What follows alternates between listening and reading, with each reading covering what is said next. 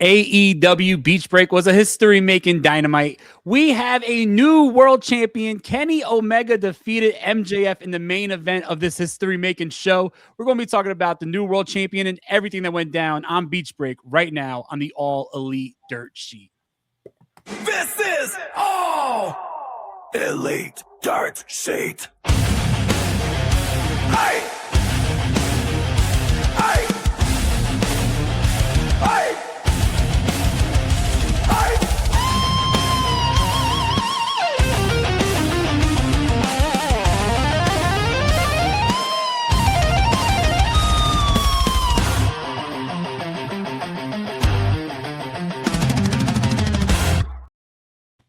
What is up, everybody? Welcome to the All Elite Dirt Sheet, your AEW Dynamite post show. I'm your host, Mike Dinero. As always, joined by my co-host, my brother, my big homie, TK is in the building. What is up?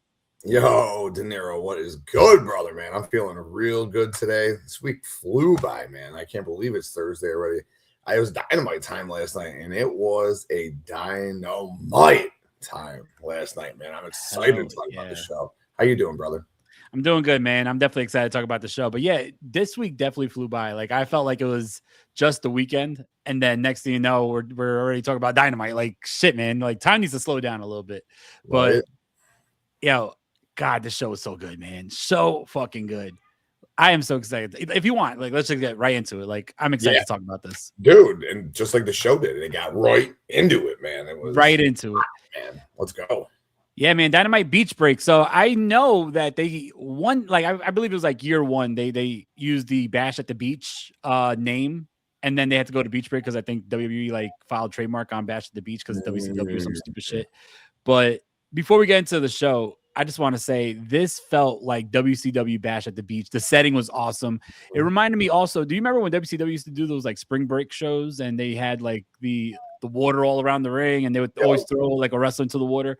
That's exactly how this felt. Like I didn't know that this was going to be a special like event. I knew they'd done Beach Break in the past. There's been some really weird Beach Breaks. Like they did Beach Break in like Idaho one time, and I'm like, is there even a fucking beach in Idaho? Yeah, like in 2022. I don't remember that. That's kind of wild.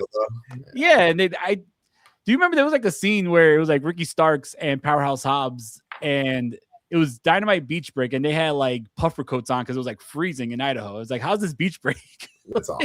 Yeah, that's real bad right there. AEW's grown so much, man. It's so much. Wild, dude. But yeah. So I definitely I wanted to say beforehand, like I mentioned this before with like the golf setting that they had. I love the different settings that they do these shows at. You know, it reminded me also of like when they did the Jericho Cruise episode of Dynamite.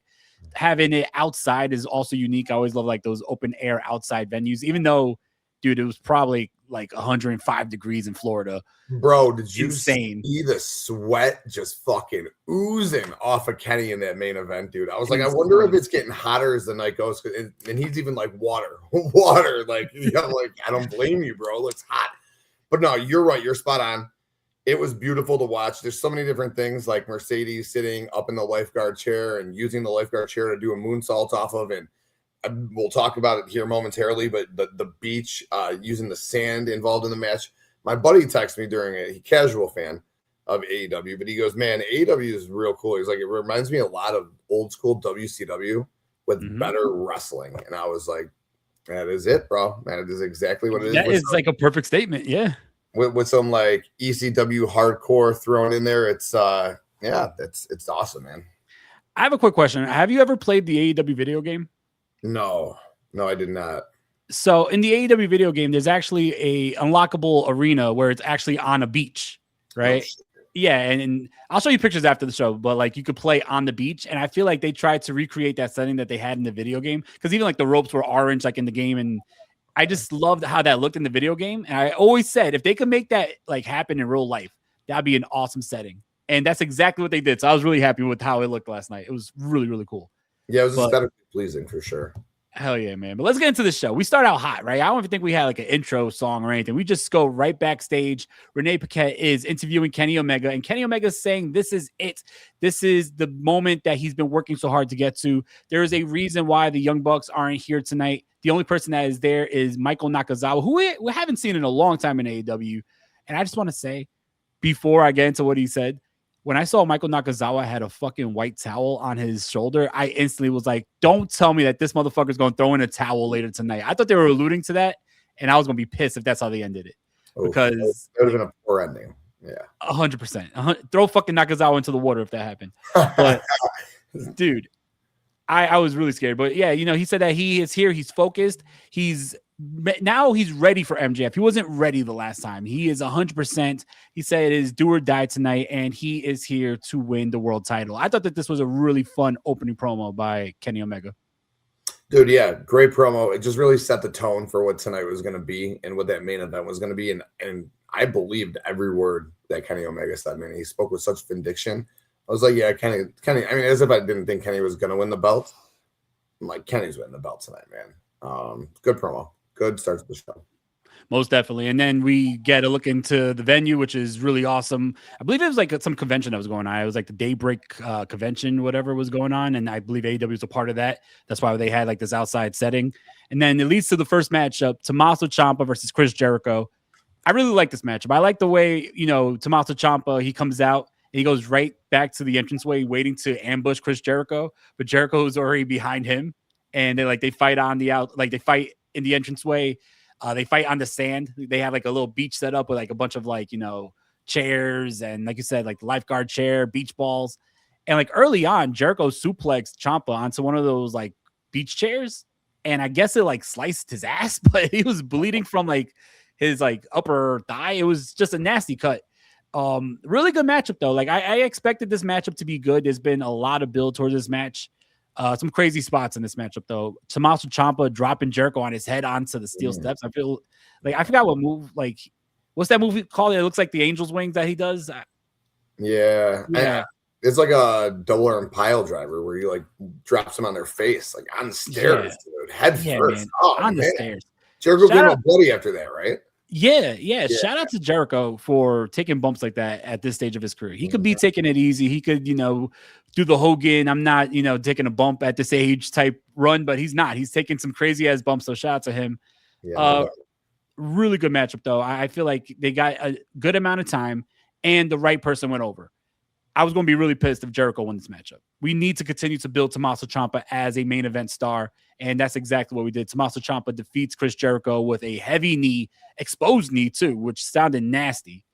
After the matchup, Tommaso Ciampa hits Chris Jericho in the face with a chair, and then he goes outside. He pulls out a power drill, and then security stops him. Like, all right, this is going too far. But I love that they're not just making Tommaso Ciampa another wrestler on the roster.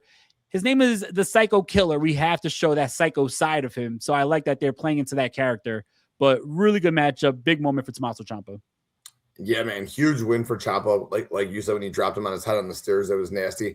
Is this match, was it not a no DQ match? Is that why? Because like when Jericho had Ciampa on the walls, Ciampa was going for like the bucket, and Aubrey went to take the bucket away from him. So I'm like, wait, all this violence throughout this whole match, and it's not a no DQ match. So I wasn't sure what was going on there, but I do like how Ciampa found a way to use the sand, throw it in Jericho's face, divert the walls. I mean, he hit him with that knee a couple of times. Jericho kicked out, and then that nasty exposed knee to win it.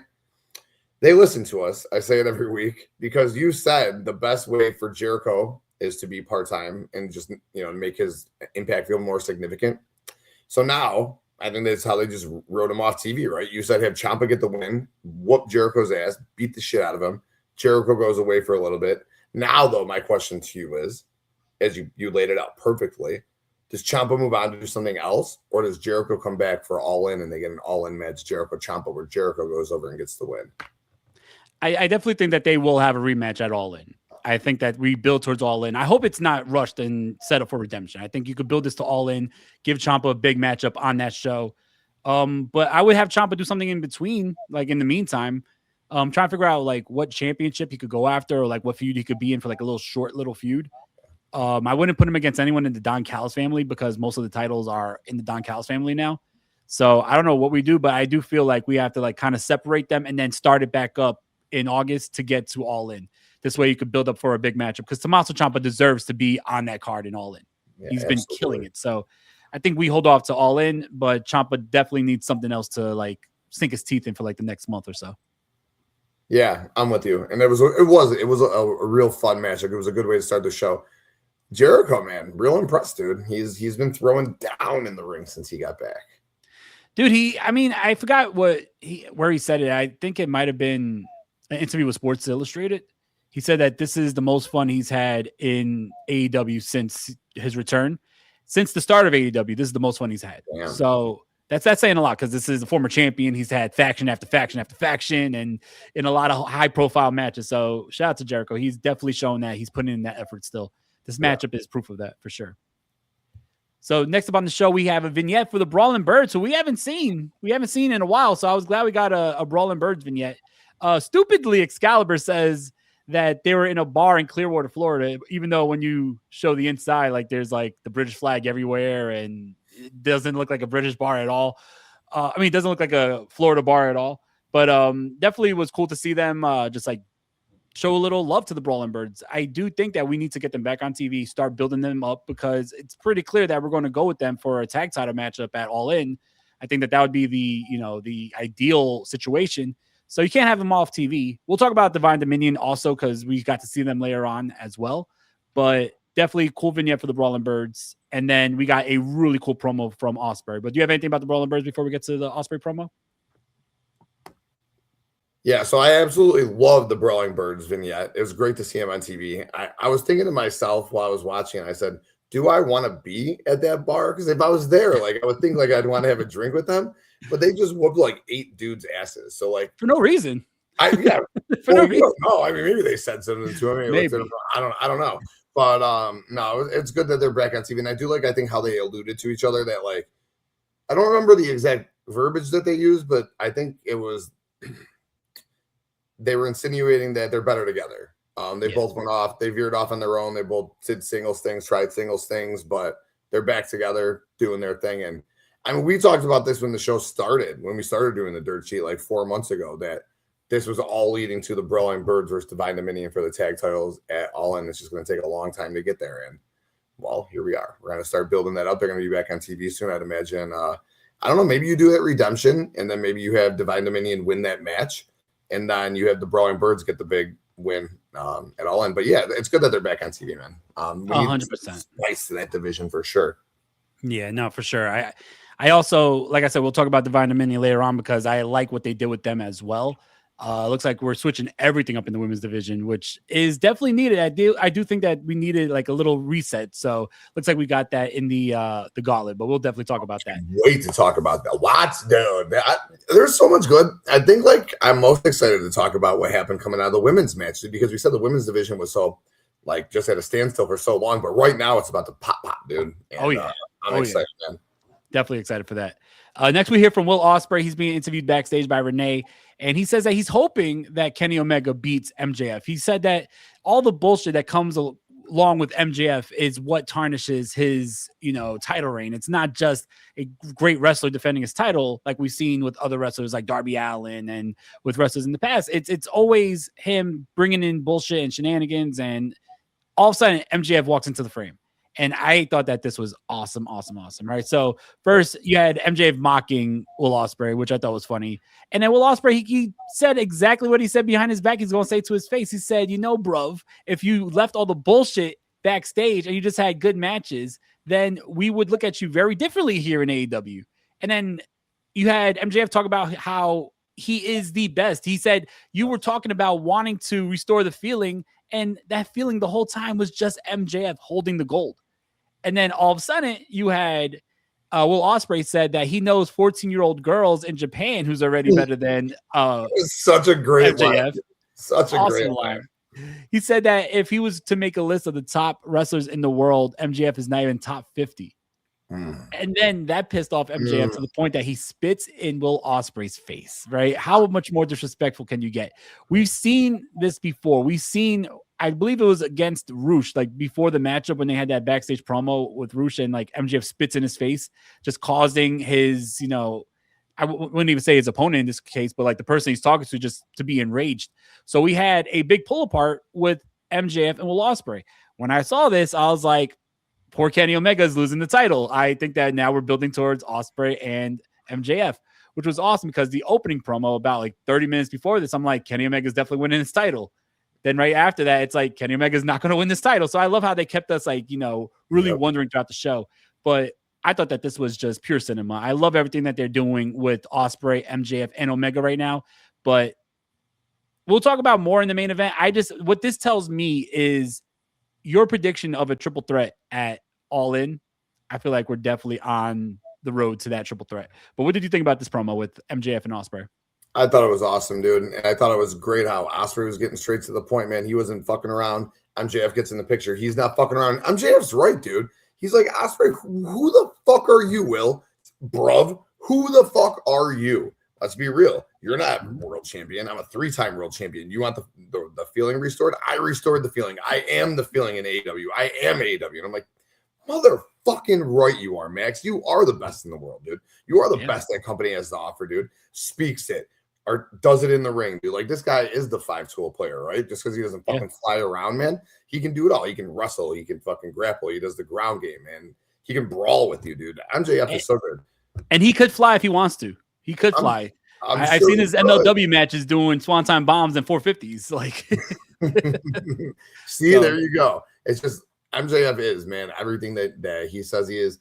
And I was thinking the same in the spit. I love Ospreay. Doesn't even fight anything. Like, Ospreay just kicks at him, dude. Like, yeah, you just spit at me, bitch. Like, fuck. Oh, I loved it. It was great. Mm-hmm. And I was thinking the same thing. I was like, damn, dude, Ospreay's going to cost Kenny Omega this match. Inadvertently, of course, not intentionally.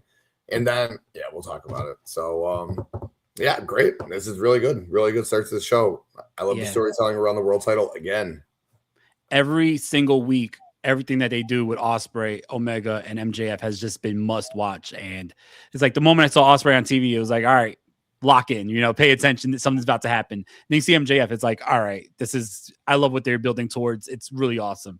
Speaking of awesome, AEW International Championship matchup, Konosuke Takeshita versus Kyle Fletcher. When I saw that this was added to the show last week, I thought for sure this is, too soon. Do this at Redemption, build up to something at All In, which they still might. But I was surprised we got a clean win here. This was a phenomenal matchup. Exactly what you would expect from these two guys going at it. I feel like they're a picture-perfect matchup. I feel maybe 2028, 2029, maybe not even that far away, but this is your All-In main event. This is your All-In main event. This is the future right here. This is, I think, 1A, 1B going to be carrying this company along with MJF, along with Ospreay for like the next 10 years. Amazing matchup. Takeshita and Fletcher just put in work, man. Like, first of all, like we said, the fucking heat. These guys were sweating like motherfuckers in there. Oh, yeah, like, man. At one point, Takeshita was like on the outside and his hair was just like on his face. And it looked like it was like plastered to his face from all the sweat. It was insane. But just a great matchup. In the end, I was extremely shocked. But with the turnbuckle, what do you call it? Fucking, now I'm having a brain freeze. Like the brain buster, the turnbuckle brain buster, right? Oh, that one. Oh my gosh. The top rope turnbuckle brain buster. I don't know why I had a brain freeze, but with that move, we have a new international champion. He said he was bringing gold back to the Don Callis family, and that's exactly what Kyle Fletcher did. Before we get to everything that happened afterwards, because a lot happened afterwards, surprisingly. What did you think about this matchup? Man, phenomenal match, dude. I was surprised that they were doing it right now. I thought it was a redemption for sure, but fuck it. Let's go. Second match of the show, just rolling into it. They were awesome together. I had some doubt Takeshita was going to hold on to the belt when commentary said that Takesha's 2-0 against Kyle Fletcher. And I was like, oh, wait, shit. Why are they just dropping that right now? Like, and then he's just going to go 3-0 against Kyle Fletcher. That wouldn't make a lot of sense. And then, man, but this before the ending, though, I mean, there's like a 7-minute just like hot span between these two guys where that's what I was waiting for, man. Everything, my eyes, if I put the phone down, I was making sure that like for that stretch, dude, I was locked and loaded, and these guys just were they fucking poetic in the ring, dude. It was great to see. And then, yeah, I mean, Fletcher's the real deal. Like we said, when he came back, he is way bigger than the TNT championship. He should not be going for the TNT title. He needs to be elevated up the card. And they did it the right way, man. They took the TNT championship. Well, I think he was injured, right? Yeah, he had to relinquish it. But he came back. He didn't go for the belt. He goes right for a better belt, the international championship. In my opinion, I don't know, the second biggest belts in the company. I guess the Continental's right there. I mean, they're like 1A, 2A, 2B. But, Man, what a match. Good winner. Fletcher's 3 champions in the Don Callis family now. What's next for Takeshita? Takeshita Fletcher rematch at Redemption? I don't know. I don't know where we go from here, but I'm intrigued. I think they're going to tell a good little story out of it. But 3 singles champions in the Don Callis family now. The Jet, nuts, man. Dunkzilla, Dump Truck, and Kyle Fletcher, man. Whew, nasty, dude. And no one looks happier than Mark Davis. All right, probably that his visa issues are cleared and he was back. Dude, that was probably his real. I'm back in the ring, baby. Let's go. Yes.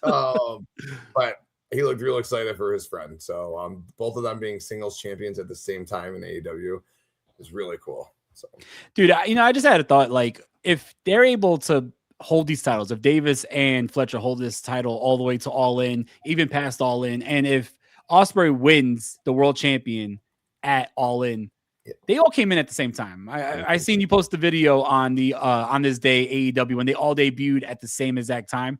It'd be awesome to see Aussie Open and Will Ospreay all holding gold in AEW. Yeah. But really awesome matchup, man. Really awesome. Where does Takeshita go from here? Dude, he lost clean. Like, I mean, I'm sure he's gonna get a rematch, but it's like it wasn't like there was so much like Don Callis interference. There wasn't, shenanigans that led to Takeshita losing. So I don't know. Like, I would think that he doesn't really have a say now for another title match because AEW is not the type to like just do, automatic rematches. So we saw MJF had to put up his fucking hair on the line to get that rematch for his world title. So, I mean, it's going to be very interesting to see what they do next. But afterwards, the Don Callis family comes out. They're all celebrating with Kyle Fletcher. We come back from commercial break, and they're still celebrating with Kyle Fletcher. And then out comes the hardcore legend Mick Foley for a special interview. We haven't seen Mick Foley since Double or Nothing, so this was really cool to see him here. And he was talking about how the matchup with Takeshita that he just saw was one of the best matches that he's ever seen. And Kyle Fletcher, he's cutting him off, and then we have a back and forth with Kyle Fletcher and Mick Foley. But then Don Callis gets involved, and he tells Mick Foley to, this is our time. You're taking away the shine from our star, Kyle Fletcher. And Mick Foley grabs the mic back, and he brings attention to his custom art shoes of his dog who passed away. And he said, if you ever disrespect me again, you're going to get acquainted with these shoes right up your ass. Right? Great line there. Out of nowhere, then, we have the Jet, Kevin Knight, come out. And this is where I think is very interesting. So Kevin Knight comes out, and he starts to throw some shade at Kyle Fletcher, who just won the International Champion. He says it took it took enough time for you to bring gold back to the Don Callis family, but there was already gold in the Don Callis family because he is the TNT champion. He gets into the ring, and then he also says that he still wants his world title shot that was promised to him by that fraud Max. And which I think was funny because, a second ago when he was coming out, he actually called the Don Callis family the MJF Callis family. And then he calls MJF the fraud. I thought he called it the DCF. He called it the MJF. Yeah. So then he calls him a fraud, like right afterwards. He wasn't great on the stick last night, and the crowd wasn't feeling him at all, to be honest with you. No. I feel like they put him with the Don Callis family so Don Callis could be that mouthpiece. So you got to let Don Callis be that mouthpiece, like until he sharpens his, tools a little bit, like let Don Callis be that mouthpiece. But we saw some shade thrown at Kyle Fletcher, and Kyle Fletcher did not look happy. I wonder if this is going to lead to more dissension down the line because Kyle Fletcher eventually, I feel like, does have to break off from the Don Callis family. He is above that. He is definitely grown past that, kind of like Takeshita was a couple months ago. I feel like we're going to have a babyface turn, maybe not anytime soon, but I feel like we're alluding to a babyface turn for Kyle Fletcher, and the new crown jewel of the Don Callis family is going to be Kevin Knight. But we're alluding to that, which was fun. But as Kevin Knight now is talking about wanting to be, Jet 2 belts, we get Andrade who comes out. And Andrade says that he wants a title. He wants to take a title from the Don Callis family, which leads to a matchup happening. I don't know if they said next week or Collision. It's going to be Jake Doyle versus Andrade. And if Andrade beats Jake Doyle, then he'll get a shot at Mark Davis. Which this is where it got a little confusing. It was like, all right, we had Kevin Knight throwing a lot of shade at Andrade for the last month when they were, going into that cage matchup.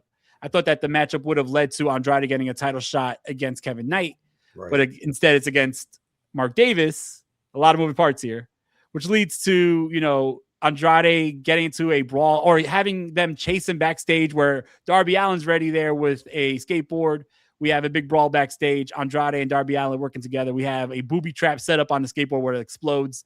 Awesome. Andrade's the one who hit the button to have it explode, which was pretty cool. Which would be a really cool tag team if we see Andrade and Darby as a tag team. But really interesting, really fun. Great that we got Andrade, Kevin Knight, Fletcher, everyone all in one promo. Mick Foley all in one promo. But I do feel like there was so many moving parts here. It's like you have Kevin Knight talking shit. Andrade comes out to combat him talking shit. And then he gets a title shot against someone else who's not even talking shit. He's just there happy to be there because his visa issues are fixed. And he's just smiling. So what did you think about this? I thought it was fun, but I just thought that it was too many moving parts. What did you think? Yeah, it was a clusterfuck, but it was a real fun clusterfuck. I did think it was interesting that Kevin Knight came out and called out Fletcher. I mean, Fletcher's like the guy in the Don Callis family. Like he's the number one of the Don Callis family. It made me think about Okada though, and like what Okada's going to think about Fletcher now being the international champion. Is Okada going to want to go after this belt? You got to think that this is going to lead to a triple threat between Fletcher. I mean, how many triple threats? I could book 3 triple threats for All In right now. So like, how many triple threats are we going to have? I guess maybe I have to take that back. But like, I was thinking Fletcher, Okada, and Takeshita is like maybe the sexiest triple threat that you could have, like from a wrestling perspective, man. Like at All In, right? For the international title, I think in Fletcher's maybe because Okada's never going to leave the Don Callis family. I think like he's like just like the OG of the DCF. So regardless, I can talk about that all day. But I'm intrigued to see where we go with the international championship with Fletcher, with Okada, with Takeshita, and where we get a triple threat from. The Andrade stuff is interesting. I thought, last week we were going back and forth. We said, will Andrade get the belt from Kevin Knight because Darby Allin will cost Kevin Knight the match because we don't need to see Darby Allin and Kevin Knight for the TNT championship? Will that be Speedball? Will Speedball get the match with Kevin Knight? And now we look at it, and not our spoiler alert, Speedball's getting he's getting the national title shot. Sorry. Yeah. So Speedball's getting a national title shot and Andrade is getting a national title shot. They're both lined up for that. So clearly Speedball's getting fucked and Andrade is going to take the national title from Mark Davis, which is fine because we said last week, Andrade needs a singles belt. We won't be the world title anytime soon, but Andrade needs a singles belt now. And we thought it would maybe go to the TNT, but the other suggestion was taking the national title. I tell you, dude, this guy listens to the show. So Andrade taking the national championship from Mark Davis is awesome, dude. Davis gets a nice run with it. You can throw Davis back with Doyle, put them in the tag division, and let them just go fucking run amok together. All right. So I would love that. Right? Like, and then you can have them as a tag team. You got Fletcher, you got Okada, you got Kevin Knight. Like, that is beautiful, dude. And then you got the B team underneath. But that's why I was took out of it. The backstage stuff with Darby was cool. Obviously, Darby and Kevin Knight's going to continue. I really don't think the fucking TNT title has to be involved with the Darby Kevin Knight feud. It is what it is. Darby's got a lot of nostalgia and history with this title.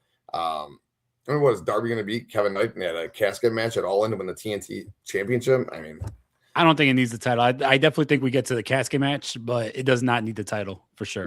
Yeah, I mean, I just don't think it needs to get there. But I think there's a lot of fun stuff that could come out of all of this. As I mentioned, Andrade will win the national championship. Davis Doyle back in the tag division, maybe a triple threat of Fletcher, Okada, Takeshita. But I was also thinking maybe the funnest thing that we could do is, I don't know, maybe it's redemption or maybe this is the all-in match because he wants to wrestle one more match. Why don't we do like Kyle Fletcher and Kevin Knight against Mick Foley and Darby Allin, like a tag team match? Dude.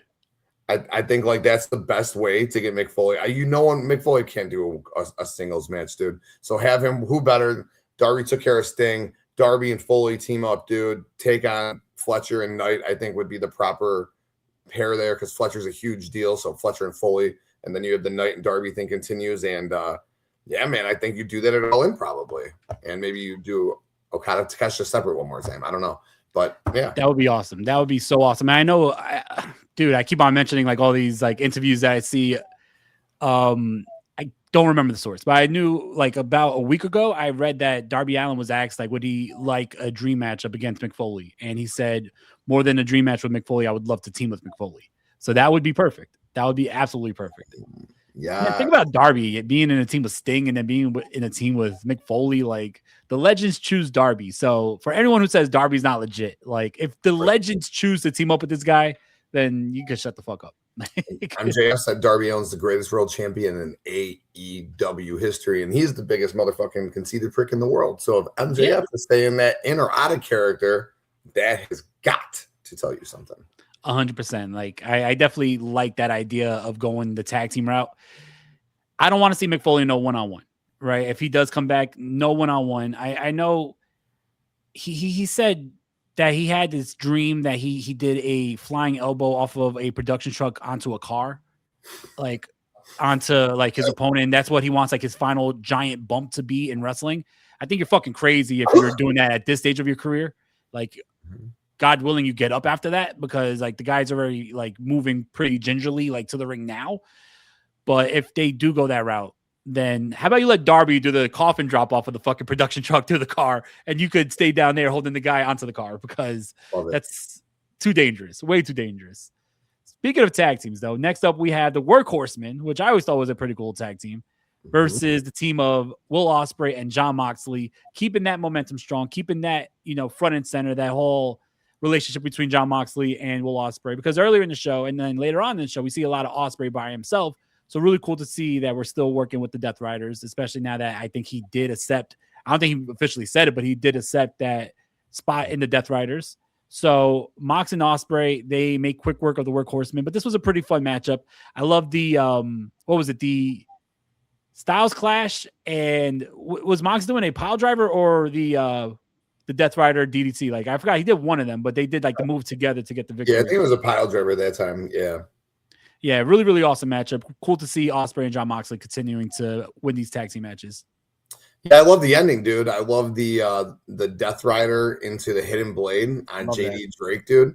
That was a lot of fun.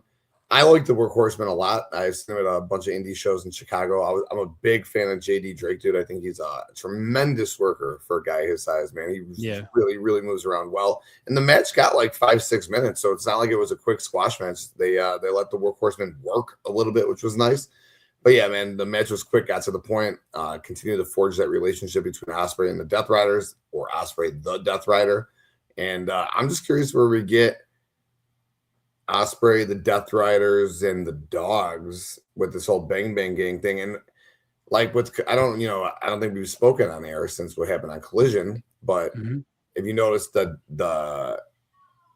Death Riders who helped the Dogs, it wasn't Moxley, it was Claudio and Pac and Garcia and Wheeler. So like, and obviously the Death Riders don't do anything without Moxley, knowing or sending them, but it's interesting to me that, so we're going to go the Dogs and the Bang Bang Gangs. Is that going to lead to the Continental Championship match between Jay White and Jon Moxley? So I'm real excited with the Death Riders and what's going on here. I feel like, I know we've been saying it for a long time. I mean, I've been saying this for over a year. I feel like eventually we're going to get to a point where the Death Riders have to turn on Moxley, right? Like, they are doing things without Moxley, like we saw on Collision. And I could see it being a situation like Moxley's so focused on helping Will Ospreay that he forgets the rest of the crew, and the rest of the crew is in this like feud with the Bang Bang Gang, and Moxley wants nothing to do with it because like he's got to get Ospreay ready for that world title shot. So, I mean, what if we don't get Swerve and Mox at All In? What if we get like Claudio versus Mox at All In? That would be a phenomenal matchup. And to be honest, I would have Claudio take the title from him. I think that would be really cool to see Claudio run with the title. I love that booking. I kind of want to keep Garcia with Moxley, though. They're just so fun together. But Garcia is such a trip, man. Yeah, he's great, dude. Yeah, that's interesting. Yeah, but the Death Riders is kind of. I told Bakley, I go, they're the most bipolar group in all of wrestling, dude. But what did Moxley's shirt say? What's the Death Rider shirt? It's like you're either against the world or yeah. They don't give a fuck if you're face or you're heel. If they don't like you, they're gonna beat your ass. That's basically all it comes down to. And then I was doing the Collision watch along, and I know the people that was on the Collision watch along were saying like they don't get how like 1 minute they're the baby faces, the next minute they're the heels. And I was explaining that the Death Riders, don't put them in a box. They just do whatever the fuck they want. They're badasses, and they could walk around and fight whoever the hell they want because that's the characters that they're portraying. They're not siding with AEW. They're not siding with the baby faces, the heels. It's, hey, we're our own entity, and we'll do whatever we want. So I like that attitude about them, because if you had that for everybody, then it would be, it it wouldn't be as special for the Death Riders. And then if you had everyone into a box, then you can't have certain pairings because it's like heel has to go against babyface. So Mox has to go against, the babyfaces and not against the Don Callis family. But Mox is like, I'll go against everybody. So I definitely like the dynamic is, we do whatever the fuck we want. And like, if you don't like it, try to stop us. Yeah, love it. We next get Hikaru Shida, who got a really cool video package here. She's the new TBS champion. I wonder what they do next with her. I hope it's something leading up to Harley Cameron at All In, but I don't think that we're going to go that route, especially she was the first one eliminated last week. But pretty good promo. Like I got to say, like Shida looks good with this title. What did you think? She looks great with the title. Shida has done a great job of putting herself back into the thick of this mix. Hopefully it's Harley Cameron. If not, maybe like Maya World or Shida at All In could be something fun. But I'm excited to see what Shida does with this belt until All In. Yeah, nah, for sure. And then this leads to what I feel is going to be one of our bigger talking points on the show. The number one contenders women's casino gauntlet. Winner gets a shot at Thekla for the World Championship at Redemption. This is, I believe, only like the second time they had one of these casino gauntlets for the women. So it was really cool. I was expecting, someone to come back, a surprise. Usually that's what they set up for. I'll get to the surprise. I just want to run through the matchup first. It was a really fun matchup. First of all, Thekla coming out for commentary. She was gold on commentary, like absolute gold. I also love that Mercedes was on the lifeguard chair in the entranceway and watching from over above. First out, we already knew it was going to be Athena and Maya World as number 1 and 2. They had a really nice back and forth. I hope that we're not building up to just Maya World beating Athena for the Ring of Honor champion, and then you send them both back to ROH, because both are getting more shine on AEW. Both deserve to be on TV. So I hope that it's, Athena drops the belt to someone else in Ring of Honor, and Maya World and Athena are both like big parts of this women's roster on AEW Dynamite and Collision, because both deserve it. I don't think after that performance from Maya World, you put her back to Ring of Honor. No way. And Athena's been past that for like the last 2-3 years already. So let's keep on, pushing them forward. Number 3 was Sky Blue, and Sky Blue came out with a kendo stick. Yeah, I thought it was really cool that we had some weapons in this matchup.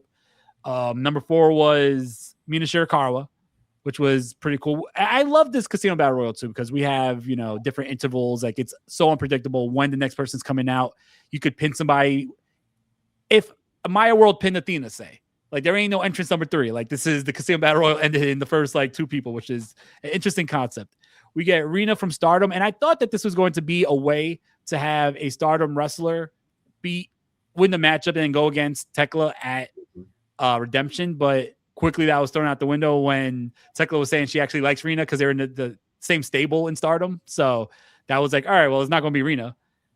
We had other people. Julia Hart was in this matchup. Julia Hart and Sky Blue just went on a tear and beat up everybody with weapons and beat up all the security for some reason with weapons, which I thought was funny. Thunder Rosa looked really good in this matchup. I thought that was a good entrant. And then the final entrant, to everyone's surprise, was Willow Nightingale. See, I was so excited when I heard that her music hit. I thought that, she didn't take off much time. So like to crown a new TBS champion last week and Willow's there a week later, it felt a little weird, but I definitely think that it was good that Willow won this matchup because it is setting up a matchup at Redemption, which was probably the planned matchup for All In, because I would have saw Willow winning the Owen Hart if she didn't get injured. So we had that matchup instead of All In. We have it at Redemption. But before we get into all the cluster that happened afterwards, because there's a lot of shit that happened afterwards that has a lot of story progression. What do you think about Willow winning this matchup and being back from injury so soon? So what if all of it was just a facade this whole time to get the belts off of Willow? I was thinking that too. Without her losing it to stay strong, dude. Mm-hmm. So like, what if they're like, you know what? Actually, Willow doesn't need to win. And no, so this isn't actually, this is Tony just fucking doing it, right? Like they were like, actually, this is no. So like, what if Tony's just like, you know what?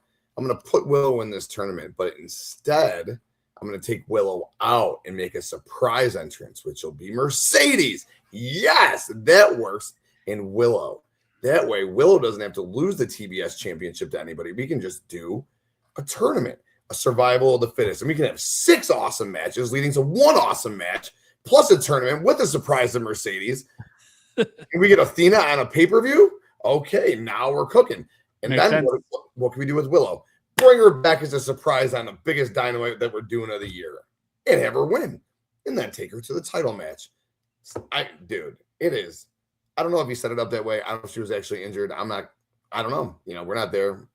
But however it shook out pretty fucking perfectly because now Willow doesn't have to lose that TBS championship. Unless they did want Willow to go into the match TBS champion against world champion, both titles on the line like they had last year.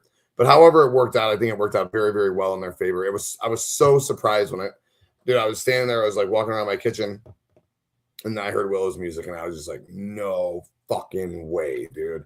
And I just like fucking clapped my hands. I was like, let's fucking go. Willow, Thekla.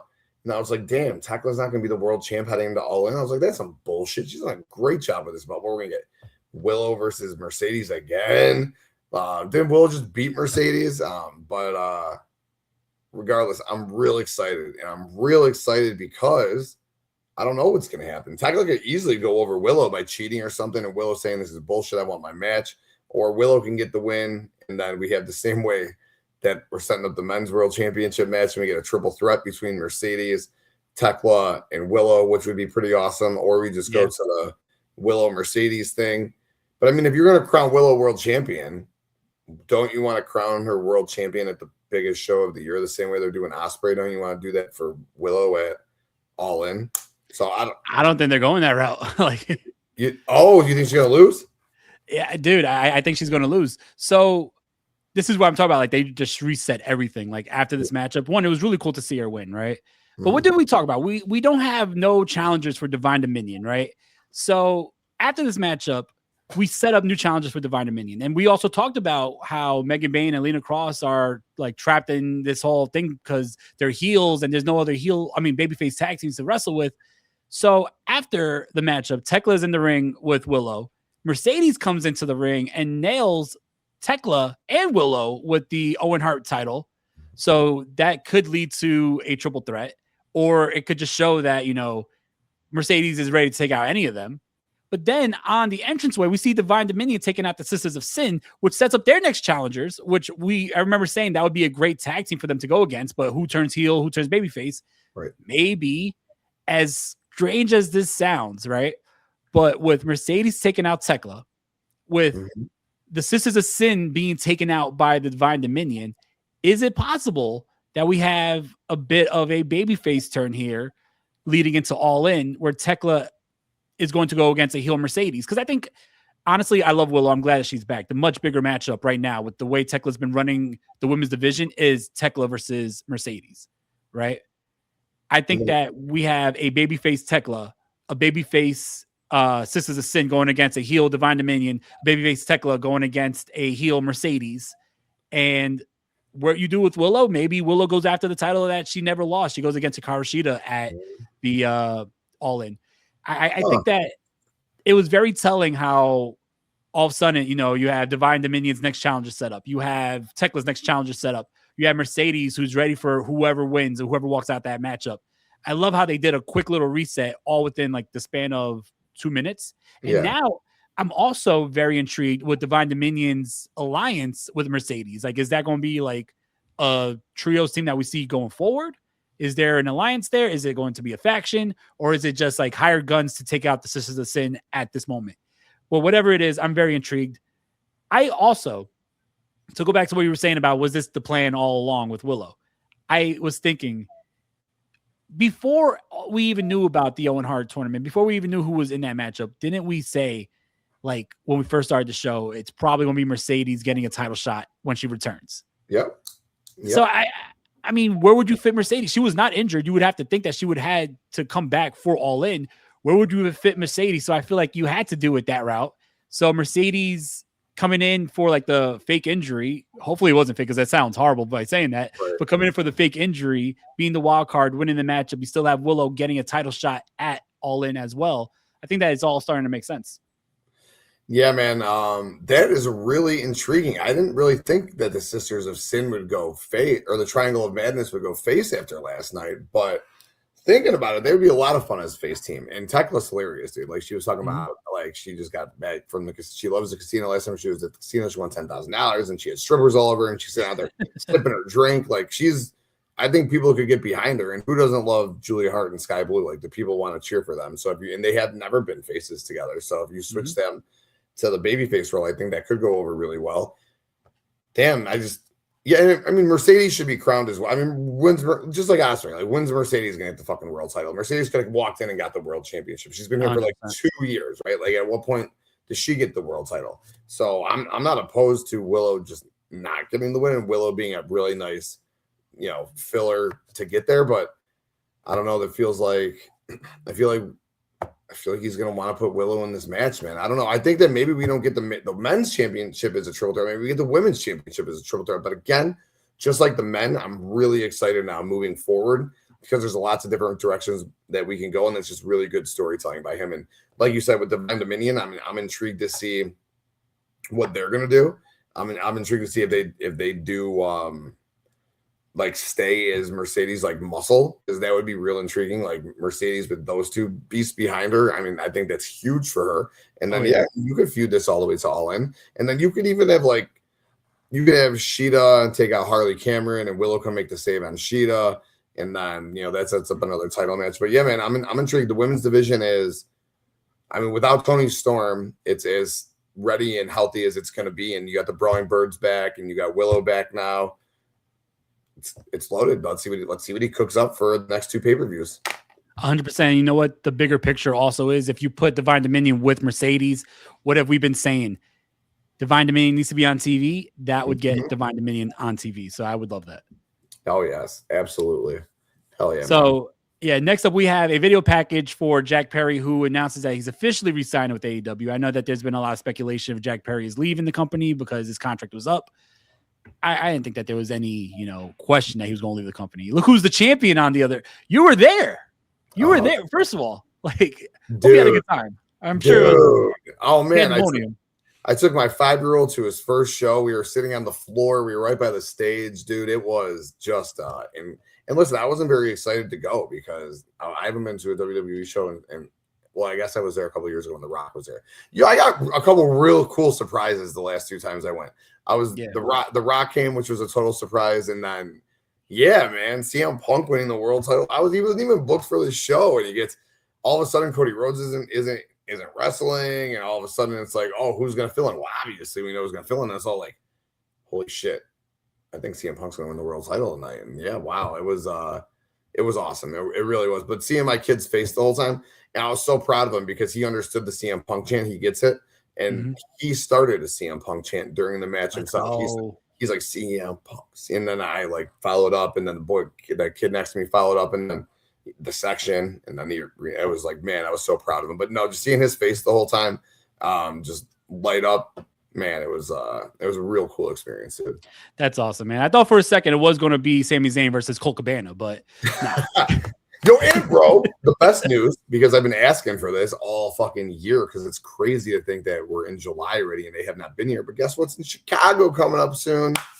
All out, baby. Let's go. Dude, we were talking about bringing a pay-per-view to Chicago. If they're listening, then thank you. Yes, thank you for sure. Yeah, so we're going to take Jameson to that bad boy for sure, man. Can't wait for that. Yeah. Awesome. Hopefully he could start a Jack Perry Crimea River chant, but no, he loves Jungle Jack. Yeah. Well, that's good. I mean, I definitely think that Jungle Jack is awesome, and he's going to really appeal to the kids. But because of who's the champion in WWE, because of how much stake and how beloved CM Punk is in WWE, I never thought for a second that Jack Perry was going to go to WWE at all.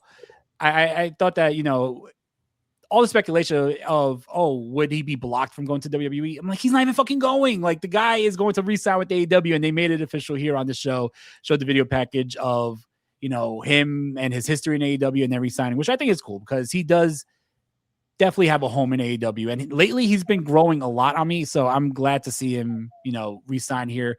Pretty excited to see what he does next. What do you think about him re-signing to AEW? Oh, I love it, dude. He's AEW through and through. There's no way he was going to WWE. Now with CM Punk over there. Now with all the history. I mean, so no, good. I'm curious to see where he goes going forward. He got his first singles title with the net. No, was he a singles champ before? He was TBS champ? Do you ever the TNT champ? Do you ever get the TNT title? No, I don't think so. Oh. Yeah, so I mean, he did. Yeah, he did. When he was the scapegoat, he had the TNT title. Remember, he made it all black with like the red blood. Yes. Okay, so yeah, get him back. Dude, I was fucking at the venue when he won. Like, I was there at Forbidden Door when he won the title. Like, what the fuck am I talking about? So many titles. It's been so long, dude. But I wouldn't mind seeing him and Luchasaurus just back full time in the tag division, and I wouldn't mind seeing those guys just like get rewarded with the tag title reign sometime down the road. I think seeing those two against Cope and Cage would be awesome. Lots of history between all those guys, so I think that would be a really cool throwback. But as both teams are baby faces with some mutual respect after the match, I think that'd be a lot of fun. Is Luchasaurus healthy yet, or is he still on the shelf? To be honest, I think he's still on the shelf, but like that's going to be the thing. I mean, he's been very injury prone. I know he had like the bad battle with pneumonia, so hopefully when he comes back, he could stay healthy, and then we could add them to the tag division, because every time, like right before he went down, they were having some bangers with the Young Bucks and putting on great matches. So hopefully when he comes back, he could stay back. They beat the Young Bucks, right? On the pay-per-view? Yeah, for the money. Yeah. They won all the money. Yeah. Yeah, dude. That's a huge win. Yeah. So hopefully they come back. I mean, either way, though, I'm excited for Jack. I would love to see them in the tag division, but if he's in the singles division, he had some great matches with Mark Davis. I would like to see them run that back maybe, but really cool for Jack. We also see Speedball. We have a promo by Speedball, who is not here to talk about Kevin Knight. He doesn't want to talk about Kevin Knight. He wants a title. He wants to go against Mark Davis. They'll be having that matchup on Collision. Like you said, Speedball is definitely not winning that matchup when it was already announced that if Andrade beats Jake Doyle, he's going against Mark Davis. That's why I think they should have just said, poor timing. I think they should have just said, if you beat, Jake Doyle, you could get a title shot from someone in the Don Callis family. So you could have kept that, suspension of disbelief that, hey, maybe Speedball could beat Mark Davis. But not going to happen. No. The Speedball character sucks, dude. I'm so disappointed. He was so over. He was killing it. The breakup with Kevin Knight. And I was just like, for what? Like, I'm just like looking at it and thinking about it. Like, has Kevin Knight really risen that far up the singles ranks to where you just throw Speedball on? Like, there doesn't need to be a Marty Jannetty here. Speedball's fucking awesome, dude. Like, do something with Speedball. Put a fucking singles belt on Speedball. Maybe I'm wrong. Maybe he's going to beat Mark Davis, but he's not going to beat Mark Davis, all right? Fuck, maybe he will be Kevin Knight. Maybe that's his redemption. Maybe Kevin Knight costs him this belt. Maybe he gets that match in Montreal that we talked about, and Speedball does get the belt, so the belt doesn't have to be on the line against Darby Allin or the tag team match with Foley or whatever the fuck Kevin Knight's going to be doing it all, and that's more important than this belt that he has right now. Put a fucking belt on Speedball and make him relevant again. Fuck. Get him out of the crowd. Get him out of backstage. Put him back in the fucking ring. Get him out of the crowd. But dude, I think that might happen because, look, they did bring up Kevin Knight. He's like, I don't want to talk about Kevin Knight. Well, that's why is he even being mentioned if there's not a path to you and Kevin Knight going forward? So I definitely think that might be what happened. So good call there. Because Speedball is the TNT champion, would fucking bang. You put that open challenge back around and let Speedball just fucking cook in the ring each and every week, man. Hell yeah, man. I love that. Good call. Got to talk about this main event. Main event time, AEW World Champion. If Omega loses, he could never wrestle for the world title again. Kenny Omega, MJF. Dude, the entrances felt very big for this. This felt like a pay-per-view main event. This was just a phenomenal match, man. Crazy spots. Like I said it right before we went on the air. I feel like out of the 3 matches that these two guys had, I got to say that this is the best matchup that they had. Insane. Pretty quickly on, we're wrestling into the crowd. Really cool to see like the crowd like open up and like they were like wrestling like a pit of people, which was awesome. Felt very Fight Club. You had some crazy spots. At one point, I don't know if they purposely moved the announce table closer to the ring for this matchup because it was a little closer than other matches, but you had MJF clear it off. He gets up on the apron and then Kenny Omega hits a V trigger, sending him flying head first into the table that looked absolutely crazy, just demolishing the table head first. Like, dude, I mean, what else can I say there? You had a moonsault, the lifeguard chair. You had MJF hit the tombstone onto a chair on the outside, V trigger after V trigger, crazy moves. At one point, you had MJF hit a powerbomb into his knee and then hit the package pile driver right into it. Kenny Omega gets a 2 count. He kicks out at 2. In the end, though, I thought, just like you thought, Ospreay was going to inadvertently cost Kenny Omega, right? And I thought that's exactly what they were setting up for. So you had MJF bring the title into the ring, and when the referee takes the title, he then takes the Dynamite Diamond ring, puts it on. Will Ospreay comes running out, grabs the ring off of MJF's hand. Then the referee is now distracted with Ospreay. He hits a low blow onto, Kenny comes in with the belt, decides not to use it. MJF hits the low blow, only a 2 count. Kenny Omega gets up, hits another vicious V-trigger, one-wing angel, and we have a new champion. Bro, insane. Kenny Omega winning this title for the first time since 2020 is awesome. I'm kind of upset that we lost. MJF lost it again on TV, but if this is Kenny Omega's true last run, this was as good of a Kenny Omega matchup than we've seen in his whole career. Like, he was in there hitting all the spots, doing amazing, and they looked great. They even said that this is a 100% Kenny Omega. I'm not mad at this man holding the title. So I'm tossed up because I don't want MJF to continue to lose his title. I feel like him holding the title brought a lot of prestige to that title, but I'm also not mad that it's Kenny Omega. What did you think about this matchup and the outcome? Oh, man, I thought the matchup was phenomenal. I loved the ending when Omega kicked out at the 1 after the low blow and just like jetted up really quick. And then it was like, fuck, Terminator's coming. And he terminated Max. I love that they're doing these title changes on TV. Phenomenal. It's, people say it's giving away pay-per-view matches, whatever, man. AEW's got so much loaded talent. Why not soup these shows up, show the network executives what they can do each and every week as they continue to do. The match was fire. When Ospreay came out, I was real nervous. I was like, shit, is he going to inadvertently cost Kenny? We're not going to get another match. But he was just there to help Max, or he was just there to kind of fuck Max. So I'm intrigued where we're going to go, but the match was awesome. So many fun spots throughout the course of the match. These guys were just dripping hot in this Florida heat, dude. Kenny's just I need a water. But, man, really cool to see him get this belt. It's only going to last for, a month and a half. That's all it needs, man. Just like Darby's run. Kenny, I want to see Kenny defended a couple of times, though, on TV. Redemption for sure, and then maybe a couple of special TV matches as well leading into the All-In match. Kenny and Ospreay is going to be phenomenal. I think we need to have Max involved, though. I think it's got to be Kenny, MJF, and Ospreay. There's a lot of history there. I mean, we just said the backstage segment between Ospreay and MJF today, and then the backstage segment that they had last week. We're continuing to tell this Ospreay got involved in his title match. I think Max is going to want to get involved. So I don't know if we have a rematch in Redemption. That would be interesting, or if Kenny defends the belt against someone else. But I'm really intrigued to see where we go with this into All In. And my personal choice is still the triple threat. I think that you have arguably the 3 biggest stars in the company. I mean, obviously, I think, Moxley's got a major argument right there. Swerve's up there. But you have, why not? You have Ospreay, who's the tweener right now, right? Death Rider. What do we just say? They don't give a fuck. You got Kenny. You got Max, babyface, heel on the biggest degree, and Ospreay. And we've been telling the story, Ospreay in the middle with the devil on one side and God on the other side. So why don't we fucking keep going, right? And that's where I hope we go with it. But great stuff, man. Awesome match. Yeah, man, I definitely agree. Like, I feel like all signs right now are showing that there's going to be a triple threat. I mean, I don't even know what we do at Redemption, because you would think that MJF wants his title back, but also you would think that he would also want revenge on Ospreay for getting involved.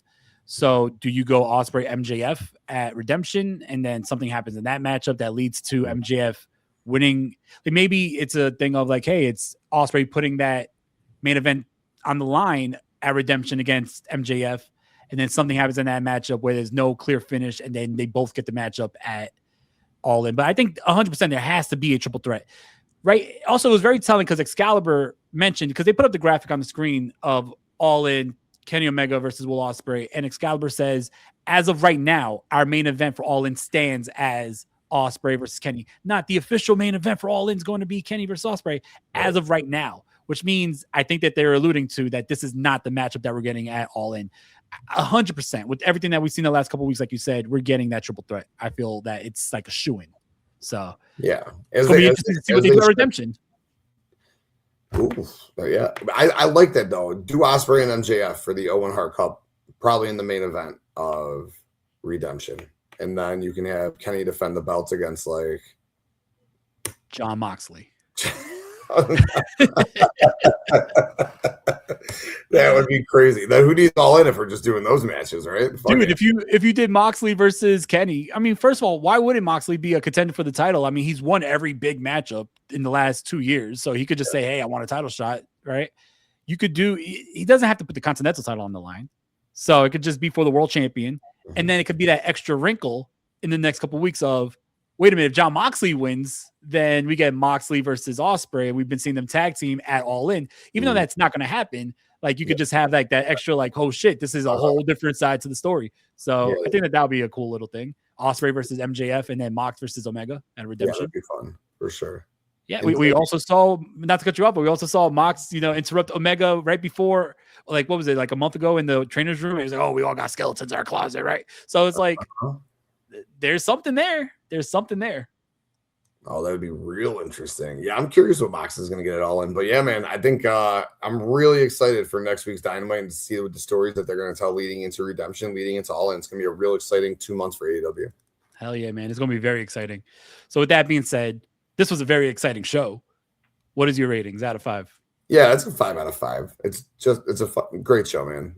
It's a pay-per-view on TV, and they didn't need the promos but the promos that they did have were the backstage perfect, leading to the title match and the Don Callis family. I mean, that's all you needed. The in-ring spoke for itself. Jericho and Ciampa banged. Fletcher and Takeshita was a 5-star match. The World Championship match was just about a 5-star match, maybe 4 3/4. But man, overall, you got a world title change. You got an international title change. The Brawling Birds are back. You had a huge shakeup in your women's division. It was a great show. 5 out of 5. Yeah, since I'm always 0.25 above you, 5.25. I totally agree, man. I wrote that too. 5 out of 5, 100%.